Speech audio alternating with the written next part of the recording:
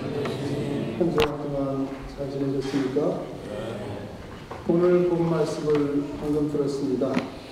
오늘 복음 말씀의 주제는 실천입니다.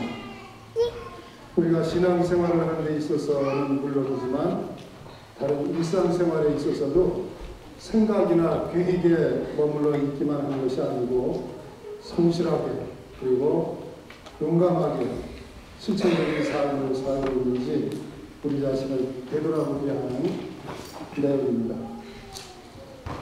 비유 말씀에서 특히 강조되는 것이 아버지의 뜻을 실천하는 것이지만 또 한 가지 우리가 간과해서는 안 되는 것은 그 실천 내용이 뭐냐 하는 것입니다. 실천 내용은 바로 포도원에 가서 일하는 것이었습니다.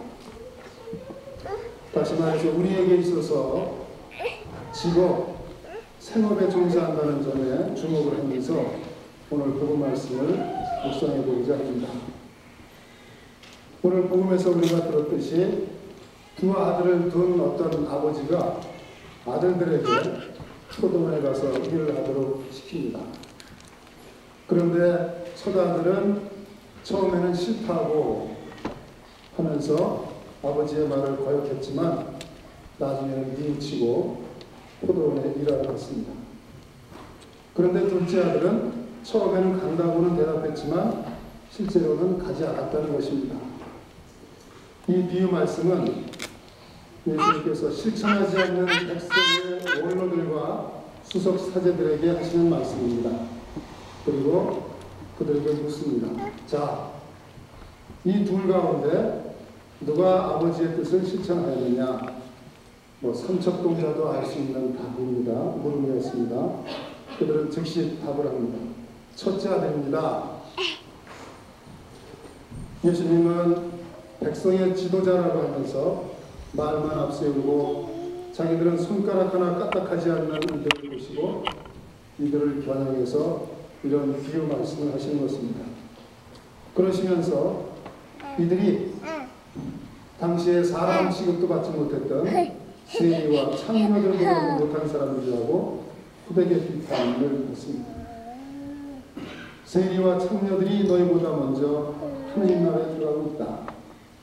백성의 지도자들, 수석 사제들이 세리와 창녀보다 못하다고 망신을 당하고 치욕적인 물을 먹는 것입니다.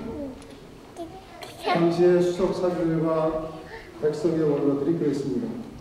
오늘날 우리 자신들은 실천하는 문제에 있어서 어떤지 겸손히 한번 생각해 봐야 되겠습니다. 오늘 복음 말씀의 비유에서 나오는 두 아들에 대해서 생각을 해봅니다. 첫째는 부자를 받고 둘째는 안 받습니다. 그런데 실제적으로 말하면 첫째나 둘째나 일하기가 싫은 것은 마찬가지였습니다. 먹고 즐기고 마시는 것이 좋지 뼈아랫에서 하루 종일 땀을 흘리면서 힘들게 일하는 것이 좋을 리가 없었습니다. 이것은 우리 자신들도 마찬가지입니다. 먹고 마시고 즐길래 아니면 뼈아랫에 나가서 고된 노동을 할래 이렇게 물으면 100이면 100사람 모두 일하러 가는 것을 택하지 않고 즐기는 것을 택하는 것이 솔직한 입장입니다. 여기서 우리는 창세기에 나오는 원죄의 이야기를 묵상할 필요가 있습니다. 창세기에 보면 사람은 본래 땀을 흘리지 않고 수고하지도 않고 낙원에서 풍성한 결실들을 거저 먹고 살 수 있도록 되어 있었습니다. 그런데 인간이 하느님의 뜻을 거슬러서 죄를 졌습니다. 선악과를 따먹습니다. 그러자 그 죄값으로 남자는 평생 땀을 흘려야 먹고 살 수 있도록 바뀝니다. 물론 여자는 산고의 고통을 벌러 받습니다. 하나님께서 죄의 대가로 남자에게 내린 벌이 바로 땀 흘리고 힘들여야 먹고 살 수 있도록 한 것입니다.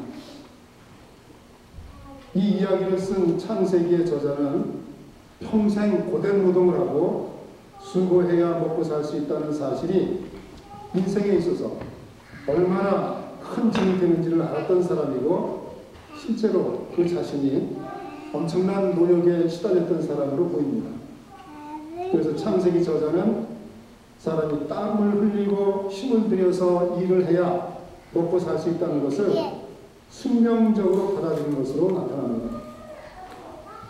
복음의 비유 말씀에서 첫째 아들이 일하러 가라는 말을 들었을 때 싫다고 대답한 것을 보면 아주 솔직한 사람으로 보입니다. 아버지가 포도원에 가서 일하라고 했을 때 싫다고 대답한 것이 버릇없다거나 못된 자식으로 보이기보다는 솔직한 마음에서 나온 꾸밈없는 대답으로 보이지 않습니까? 우리들 입장에서 생각해 보아도 마찬가지입니다. 우리도 그런 제안을 받았을 때 힘든 노동을 하라는 것이 결코 기쁘거나 즐겁게 들리지 않습니다. 부담스럽고 핑계대고 싶고 회피하고 싶습니다. 둘째 아들에 비해서 첫째 아들은 비록 싫다고 아버지의 말씀을 거부했지만 아버지를 속이지는 않았습니다. 어려운 그 상황만 어떻게 하든지 모면하려는 교활함이 보이지 않습니다. 그런데 둘째는 어땠습니까? 맞이와는 달리 아버지를 기만한 결과가 되었습니다.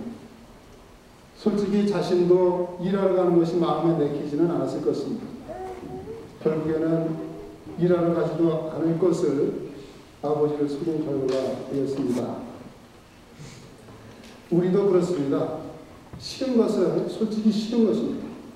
사실은 그렇지 않은데 힘든 일을 좋다고 하면 내 양심에 또 하느님께 제대로 된 대답이 되겠습니까? 하느님이 인간에게 벌로 준 것이 노동인데 일을 좋다고 하면 하느님께 이 대답이 정직하게 보이겠느냐 하는 것입니다. 이런 면에서 우리도 힘들게 살고 있음을 첫째 아들처럼 솔직하게 시인할 수 있어야 인생의 올바른 출발선을 만들게 되지 않겠느냐 그런 이야기입니다. 그런데 하나님께서 인간에게 일하도록 벌을 준 것은 벌로서 끝나는 것이 아니었습니다. 이것은 중요한 점 아닙니까? 인간에게 벌을 주는 것, 벌 자체가 그것이 목적이 아니었습니다. 그것은 바로 다시 낙원을 회복하는 수단으로서 벌을 주셨다는 사실입니다. 하느님은 인간이 벌을 받음으로써 낙원을 회복하도록 다시 그 길을 진시해 주신 것으로 우리는 알고 있습니다. 즉, 벌을 피하면 안 되고 실천함으로써 구원으로 나아간다는 사실을 예수님의 가르침으로 분명해졌습니다. 십자가는 축복으로 나아가는 벌임을 예수님을 통해서 분명히 우리가 알게 됐습니다. 이를 예수님은 직접 당신이 십자가를 지심으로 해서 명확해졌습니다. 우리는 직업, 또 우리의 생업, 일을 통해서 힘들게 갑니다. 비록 힘들고 고되지만 어렵지만 그렇습니다.